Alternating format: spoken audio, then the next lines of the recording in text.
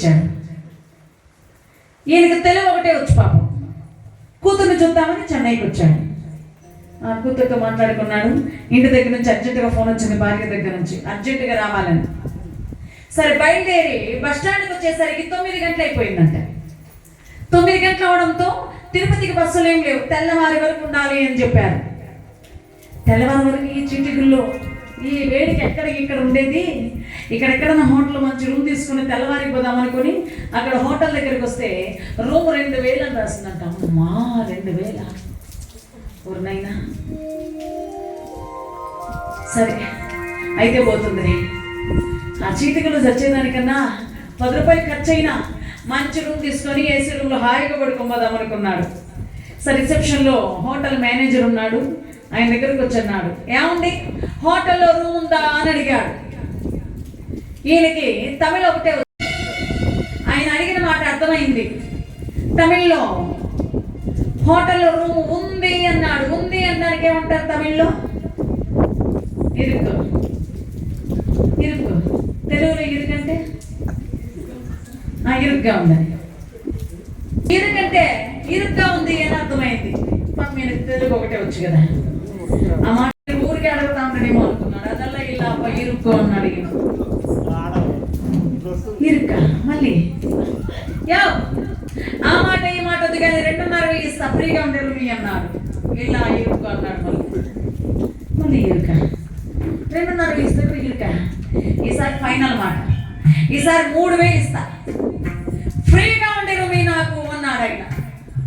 ఇరుక్కప్ప అన్నాడు. మళ్ళీ ఇరుక.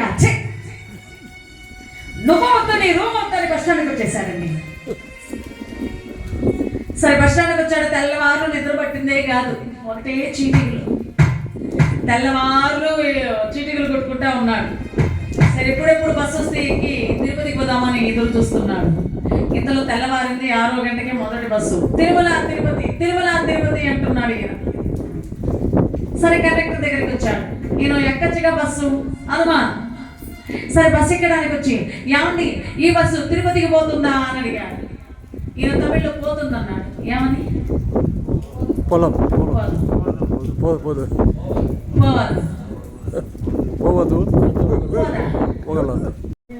అదే అంటే తిరుపతి అంటే తమిళ పేరు. ఒకప్పట్లో తమిళనాడుకి చేరింది తిరుపతి కూడా, ఒకప్పట్లో ఆంధ్రాకి చేరింది హొసూరు కూడా. చూడండి ఎట్లా ఉంది అవినాభావ సంబంధాలు ఇవన్నీ కూడా. అట్లాగా అభిమాన భాష. అది తిరుపతి అంటే తమిళ పేరు, తిరు అంటే కొండ, శ్రీ శ్రీకొండ. తిరుపతి అంటే అమ్మవారి పేరే, అది కూడా తిరుపతి అంటే అలవేలు మంగకు పతి అని దాని అర్థము. తమిళ్లో తిరుపతి అని అన్నారు. శ్రీ అంటే తిరు కాబట్టి ఆ పేరు కూడా తమిళ పేరేనండి. చక్కగా ఆ పాండవులు అజ్ఞాతవాస దీక్ష చెయ్యట కొరికని ఎంతగట్ట నేను ఇది సాధించా, ఇంతవరకు మొత్తం నేనే కొన్నా, మొత్తం నేనే సంపాదించా, అన్నీ నేనే చేశానని కూడబెట్టితాడు ఈ మానవుడు. నువ్వు ఎంత విర్రవీగినా కూడబెట్టిన సొమ్ము తోడు రాదు. నువ్వు ఎన్ని కోట్లు సంపాదించినా, నువ్వు ఎన్ని ఆస్తులు సంపాదించినా, నువ్వు ఎంత ఎత్తుగా ఎదిగినా, నువ్వు ఎంత కీర్తిని పొందినా ఇవేవి నీ వెంట రావు.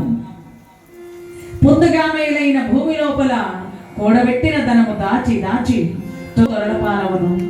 ఈ లోకంలో నీకంటూ ఏమొస్తుంది? ఈ లోకంలో నీ వెంట పుట్టేటప్పుడు ఒట్టి చేతులతో వచ్చావు, పోయేటప్పుడు ఒట్టి చేతులతోనే పెడుతున్నావు. మరి మధ్యలో వచ్చింది ఏం చేస్తున్నా? మధ్యలో వచ్చిందంతా మధ్యలోనే వదిలిపెడుతున్నావు. ఏది నీది కాదు. నాది నాది నాది ఇల్లు నీది కాదు, ఈ ఆస్తి నీది కాదు, నువ్వు కూడబెట్టినటువంటి నోట్లు నీ నోట్ల కట్టలు నీవి కావు.